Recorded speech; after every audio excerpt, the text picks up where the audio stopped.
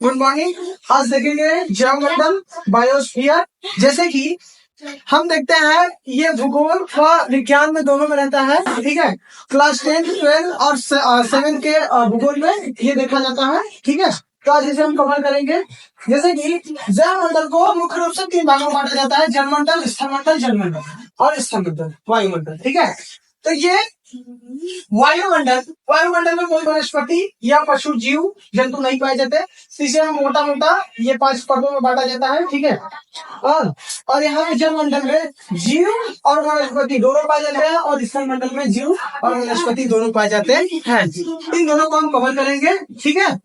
और इसमें थोड़ा हम शीतोष्णकटिबंधीय, शीतकटिबंधीय और उष्णकटिबंधीय क्षेत्रों को देखते हुए वहां के पेड़ों वो वहां के जानवरों व मनुष्यों को देखते चलेंगे कि किस स्थान पे या किस क्षेत्र में कौन से जानवर पाए जाएंगे, कैसे मनुष्य पाए जाएंगे और कैसे पेड़ पौधे पाए जाएंगे, ठीक है। आगे चलिए स्टार्ट करें, ठीक है। जैवमंडल को हम मुख्य रूप से 2 भागों में बांटते हैं, जैसे कि वनस्पति एवं पशु जीव जंतु, ठीक है। इसे पारिस्थितिकी तंत्र का भी अंग कहते हैं, जिसे हम पारिस्थितिकी तंत्र भी पढ़ेंगे। तो इसे हम प्राकृतिक वो मानवीय द्वारा बढ़ते हैं। तो प्राकृतिक में हम पारिस्थितिकी तंत्र पढ़ते हैं और मानवीय जो मानवीय द्वारा बनाया जाता है, ठीक है। तो इसको अभी हम नेक्स्ट वीडियो में कवर करेंगे, ठीक है। ये वाला बहुत लॉन्ग है, थोड़ा समझ ले, ठीक है। जैसे कि वनस्पति को प्रभावित करने के लिए 5 मुख्य कारक होते हैं, जैसे घटक, ठीक है। जैसे तापमान, ठीक है। जिस स्थान पे तापमान कम होगा तो वहां के पेड़ कैसे होंगे, जहां पे उच्चतम तापमान होगा वहां के कैसे पेड़ होंगे, जहां पे कम तापमान होगा या मध्य तापमान होगा वहां के पेड़ पौधे जीव जंतु कैसे होंगे, ठीक है। जहां पे सन और सूर्य का प्रकाश जहां पे कम पड़ रहा है, अधिक पड़ रहा है, वहां पे तापमान अधिक होंगे, ठीक है। तो वहां के पेड़ पौधे कैसे, जलापूर्ति, जैसे जहां पे मरुस्थलों में जल नहीं पाया जाता वहां पे मरुस्थल होते हैं, ठीक है। इसे और मृदा, जैसे उपजाऊ मृदा है, बलुई मृदा है, दोमट मृदा है, जलोढ़ मृदा है, तो उसके कारण से कैसे पौधे रहेंगे, क्या वहां पे रहेगा, ठीक है। पवनों का दाब, ठीक है। तो ये पांचों घटक मिलके वनस्पति को प्रभावित करते हैं। वनस्पति कैसे रहेगा, ठीक है। वनस्पति को हम मोटा मोटा 3 भागों में बांटते हैं, जैसे वन और घास के मैदान, मरुस्थलीय। मरुस्थलीय वह है जहाँ पे सूखा पड़ता है, ठीक है। और घास के मैदान जैसे कि जहां तक देखा जाता है बहुत ज्यादा तो शीतोष्णकटिबंधीय क्षेत्र में और घास के मैदान देखे जाते हैं, क्योंकि यहाँ पे उच्चतम तापमान नहीं होता, तीनों ऋतुएं होती हैं, ठीक है। जिससे वर्षा भी उच्चतम मात्रा में मिल जाता है, 100 से 150 सेंटीमीटर वर्षा, ठीक है। इसीलिए यहाँ पे घास के मैदान अधिक देखे जाते हैं। घास के मैदानों में आपको शाकाहारी जीवों को अत्यधिक मात्रा दिखेगा, ठीक है, शाकाहारी। तो ये शीतोष्णकटिबंधीय क्षेत्र में अधिकतम पाया जाता है, ठीक है। वन होते हैं मुख्य रूप से 3: उष्णकटिबंधीय वन, शीतकटिबंधीय वन और शीतोष्णकटिबंधीय वन। उष्णकटिबंधीय वन को 2 भागों में बांटा जाता है, जैसे सदाबहारी और पतझड़ वन, ठीक है। उष्णकटिबंधीय चौड़े पत्ते सदापर्णपाती वन या सदाबहारी वन, उष्णकटिबंधीय चौड़े पत्ते पर्णपाती वन या तो पतझड़ वन, ठीक है, ठीक है। तो यहाँ पे ये भूगोलिक भाषा है, इसे हम पतझड़ भी कर सकते हैं और सदाबहार भी कर सकते हैं, ठीक है। ये 2 भागों में बांटा जाता है, ठीक। तो इसे हम क्लियर करें, जैसे उष्णकटिबंधीय क्षेत्र के जो पेड़ होते हैं वो चौड़े पत्ते होते हैं, चौड़े पत्ते व लंबे वृक्ष, लंबे जो 70 मीटर से लेके 100 मीटर तक पाए जाते हैं, इतने लंबे लंबे वृक्ष होते हैं, ठीक है। जैसे यहाँ पे आप पहले मौसम लेते तीनों के शीतकटिबंधीय में जो शंकु आकार के पेड़ पाए जाते हैं, जिसके पत्ते एकदम छोटे छोटे होते हैं, छोटे छोटे। शीतोष्णकटिबंधीय क्षेत्र में वहां पे आपको मध्य आकार का पत्ते दिखे जाते हैं, जैसे नीम के पत्ते, ठीक है। यहाँ पे आपको बबूल जैसे छोटे छोटे पत्ते दिखेंगे, यहाँ पे नीम के पत्ते, जामुन के पत्ते, ठीक है, और भी शीशम के पत्ते, ये सब आपको शीतोष्णकटिबंधीय क्षेत्र के पौधे दिखेंगे, ठीक है। बादाम के पेड़ हैं और उसके अखरोट के पेड़ हैं। तो इस अब देखिए यहाँ पे उष्णकटिबंधीय क्षेत्र में, उष्णकटिबंधीय क्षेत्र में चौड़े पत्ते पाए जाते हैं। क्या पाए जाते हैं? चौड़े पत्ते, जो पेड़ों की लंबाई 70 मीटर से लेकर 100 मीटर तक होता है। ये पेड़ बहुत ऊंचे ऊंचे होते हैं, ठीक है। जैसे आप यहाँ पे देखेंगे, यहां से भूमध्य रेखा जाती है, ठीक है, यहां से कर्क रेखा और यहां से मकर रेखा। तो इतना जो बीच रहता है, इसके दायरे में आपको ये उष्णकटिबंधीय वाले क्षेत्र के चौड़े पत्ते एवं इतने लंबे लंबे पेड़ दिखेंगे, ठीक है। परंतु यहाँ पे शीतोष्णकटिबंधीय क्षेत्र के जो मध्य पत्ते जैसे नील, बबूल, जामुन ये सब दिखेंगे, ये आपको इस क्षेत्र में देखने को मिलेंगे, ठीक है। जैसे कि हम उत्तर भारत में रहते हैं, उत्तर भारत में इधर पे आपको नीम, जामुन, शीशम, सागवान ये अधिकतम अधिक दिखेंगे। नीम के पेड़ आपको ऐसी वातावरण है हमारा, ऐसा तापमान है, ऐसा जलवायु है, जो नीम के पेड़ अपने आप उगते हैं बरसात के दिनों में, और इसे सेवा भी नहीं करना पड़ता, ये घास की तरह मान के चलो तो उगते हैं। लेकिन यहीं पे आम भी दिखेंगे। क्या यहाँ पे नारियल उत्तर भारत में या यूपी बिहार में नारियल को लगाना पड़ता है, ना कि वो जम जाए, क्योंकि उसको यहाँ का तापमान, यहाँ का जलवायु अनुकूल नहीं होता है। यह दक्षिण भारत में दिखेगा, जो उष्णकटिबंधीय क्षेत्र में पाया जाता है, क्योंकि ये 23 डिग्री के नीचे है दक्षिण भारत। यहाँ पे आपको कितना दिख रहा है, ठीक है। तो इसीलिए आपको दक्षिण भारत में नारियल के पेड़ अधिक मिलेंगे, क्योंकि वह लंबे वृक्ष है, चौड़े पत्ती, लंबे वृक्ष चौड़े पत्ती, जैसे केला, ठीक है, नारियल, ठीक, सदाबहारी वन ये सब पाए जाते हैं, ठीक। तो यहाँ पे आपको देखा जाता है कि सूर्य माना जाता है कि यहां से और यहां से कर्क रेखा और मकर रेखा के बीच पूरा 12 महीना, 6 महीना ऐसे जाता है, 6 महीना आता है, ठीक है। इसको टाइम लगता है आने और जाने में, ठीक है। ये पृथ्वी की 23 डिग्री झुकाव के कारण, पृथ्वी की 23 डिग्री झुकाव के कारण, जैसे यहाँ पे ये सूर्य है,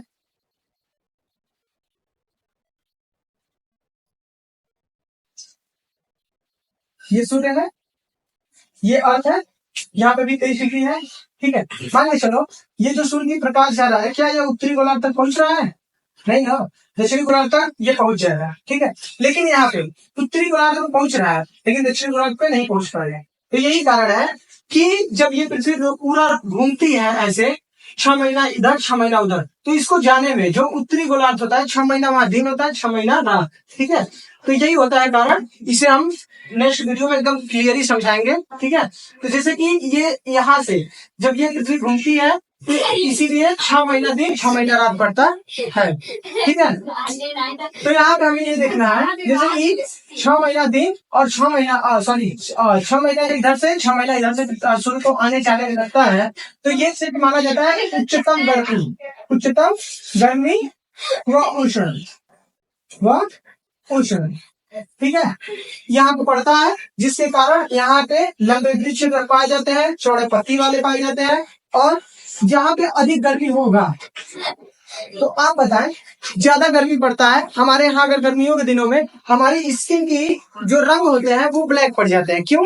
क्योंकि अधिक तापमान बढ़ने के कारण हमारे त्वचा जो ब्लैक पड़ जाते हैं। तो इस क्षेत्र में जो जहाँ पे हर समय गर्मी पाया जाता है, मान के चलो 8 महीना लगातार गर्मी, ठंडी ना के बराबर ठंडी, उन्हें मान के चलो तो 25 या 20 डिग्री के तापमान तक बहुत ज्यादा ठंडी इतना है, बहुत ज्यादा, लेकिन गर्मी इन्हें हाईएस्ट लेवल तक देखा जाता है। तो इसीलिए यहाँ पे काले मनुष्य, लंबे, ठीक है, जो 172 सेंटीमीटर से ऊंचे व्यक्ति, मतलब 6 फीट से ऊपर व्यक्ति, ठीक है, 6 फीट से ऊपर व्यक्ति, इतने लंबे घुमराने बाल, वह जबड़े बड़े और चेस्ट बहुत चौड़े और लंबे आदमी।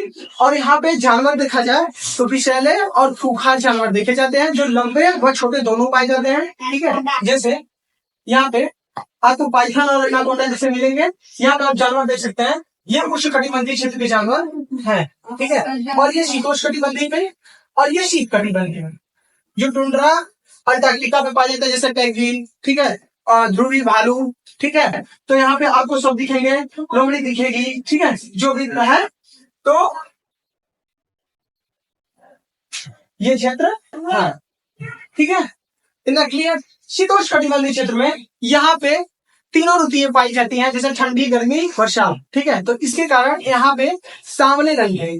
जितना यहाँ पे भूमध्य रेखा के जितना इधर जाएंगे उतने ही ठंडे मौसम, और ठंडे मौसम में सर्दियों के दिनों में हम लोग गोरे होने लगते हैं। ठीक है, तो यहाँ पे सफेद सफेद लोग पाए जाएंगे। जितना इधर एकदम काला, उससे हल्का सांवले, उससे गोरे, उससे गोरे, उससे गोरे, उससे गोरे, मतलब जितना ऊपर जाएंगे उतना गोरे। तो वही काम यहाँ में भी करता है।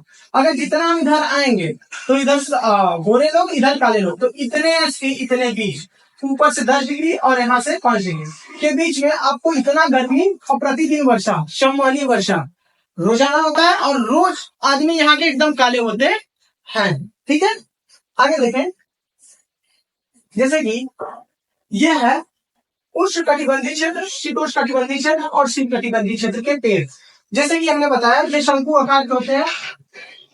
ठीक है, ये पेड़ छोटे पत्ते, ठीक है, मिनिमम हाइट मान के चलो तो 10 मीटर से लेके 30 मीटर तक ये पेड़ की लंबाई होती है। ठीक है, और यहाँ पे शीतोष्णकटिबंधीय क्षेत्र में जैसे कि हम लोग उत्तर भारत में पेड़ देखे जाते हैं, मान के चलो तो 10 मीटर से लेके 20 मीटर तक, बहुत ज्यादा। ठीक है, नीम के पेड़, पीपल के पेड़, बरगद के पेड़, ये सब है। और सदा उष्णकटिबंधीय क्षेत्र में जैसे नारियल, लाड़ी, ये सब आते हैं। तो इसमें हमारे शीतोष्णकटिबंधीय क्षेत्र में जो पेड़ पाए जाते हैं इतने बड़े हैं, और उनकी अपेक्षा ये पेड़ इतनी बड़ी बड़ी होती है। ठीक है, और इस पे कुछ लताएं होती है जो ऊपर चल के यह उसको अवशोषित करते हैं, और इसमें कुछ जड़ें होती हैं, यहाँ पे आप देख सकते हैं, ये जड़ें वायुमंडल की नाइट्रोजन ले सकती हैं। ठीक है, क्योंकि यहाँ पे उष्णकटिबंधीय क्षेत्र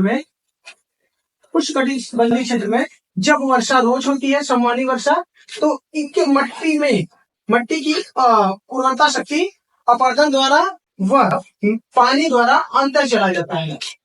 उर्वरता शक्ति और अपरदन द्वारा यह बढ़कर चला जाता है। ठीक है, तो इतना समझिए, जैसे कि वर्षा हो रही है और मिट्टी कटाव के कारण यह उपजाऊ मिट्टी भर जाती है, जिसके कारण यहाँ पर उपजाऊ मिट्टी नहीं होती, इसमें नाइट्रोजन की कमी हो जाती है। लेकिन नाइट्रोजन से ही पेड़ का विकास होता है, नाइट्रोजन से ही पेड़ बढ़ते हैं। तो नाइट्रोजन आता कहाँ से है? तो इनकी जो पेड़ की शाखाएं होती है, ये निकलती है जड़ें, जो एक दूसरे पेड़ को कनेक्ट करती है, जिससे यह उस जड़ों से वायुमंडलीय नाइट्रोजन अवशोषित करते हैं।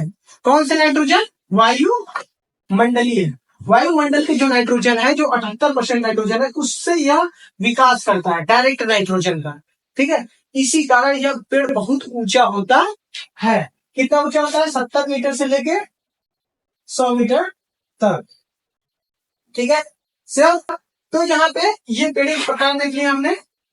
ये शीतोष्णकटिबंधीय क्षेत्र में, जैसे कि ये पेड़ शीतकटिबंधीय क्षेत्र में कहाँ पाए जाते हैं? ऐसे पेड़ शीतकटिबंधीय क्षेत्र में ऐसे, शीतोष्णकटिबंधीय में ऐसे, उष्णकटिबंधीय में ऐसे काले लोग पाए जाते हैं। ये है, ठीक है, आप देख सकते हैं नीचे ऊपर सब वही है। हमारा भारत जो यहाँ पे है, ठीक है, यहाँ पे मतलब दक्षिण भारत में आपको नारियल जैसे पेड़, लंबे पेड़ दिखेंगे, लेकिन उत्तर भारत में आपको यूपी, बिहार साइड, जम्मू कश्मीर, ये सब आपको ऐसे पेड़ दिखेंगे। लेकिन जम्मू कश्मीर में शीत रहने के कारण, शीत क्यों रहता है? हिमालय की वजह से।